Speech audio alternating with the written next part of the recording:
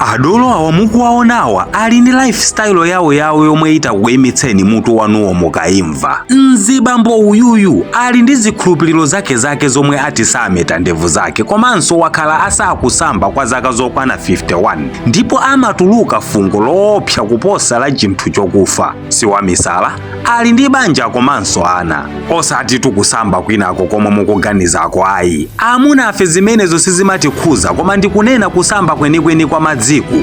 Ndi zikhulupiriro zanji zomwe zinapangisa bambo amene wawa kusasamba mpaka kwa zaka zonsezi zokwana 51.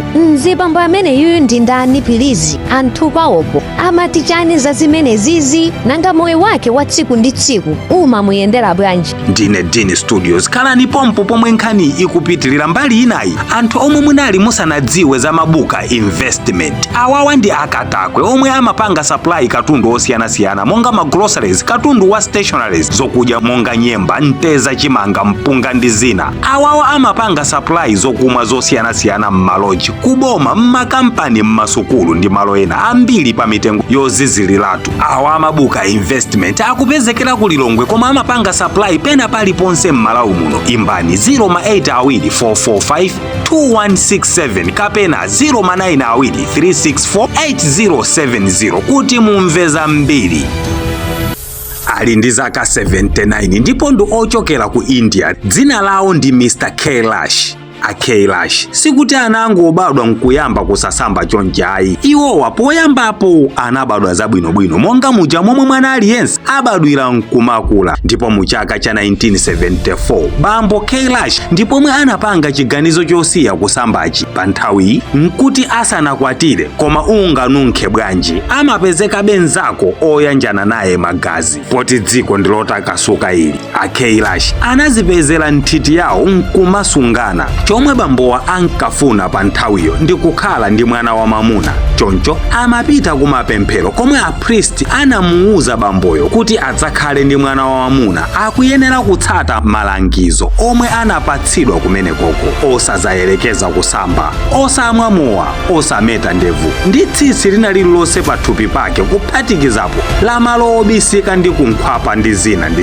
Ndipo kuchokera pamenepopo iwowa anayamba kutsata malamulo anapatsidwa kopempherako: kufuna mwana wa mamuna, mayi anayima nkubala mwana wa mkazi pathupi pachiwiri. Munthu winanso wa mabere Kailash akudikirirabe ana mpaka 7 akubadwabe atsikana. Ndipo apa ndipo mwe anadziwa kuti kopemphera kuja anamunamiza, komabe nanga akanatani poti zinali zoti zatani kale. Basitu anangopitirizanso kusasambako ndi kusametako. Akazi ake ati bambo kungolowa kuchipinda komwe iwo ali kumatuluka fungo loyipa kwambiri, koma iwo anazolowera poti chako sichinunkha, kulibe amachenga mphuno ndi bibi yake yomwe. Kailash amagwira ntchito ya thukuta tsiku ndi tsiku ku nkhalango ina yodula mitengo, ndiye ndi kusasamba fungo limankanako lilabe. Ndipo mpaka ana anazolowera poti nawo anabadwa kuchokera mu fungo lomwelo. Nkhani inawapeza amamedia osiyanasiyana ndipo akhala akumakampanga interview nkuluyu, koma ankayankhabe mwansangala kuti sazasamba olo patavuta bwanji. Akazi ake ati anyanyalapo kambirimbiri kuchipinda kuti ngati iwo sasamba palibe kuwaza nkhuni,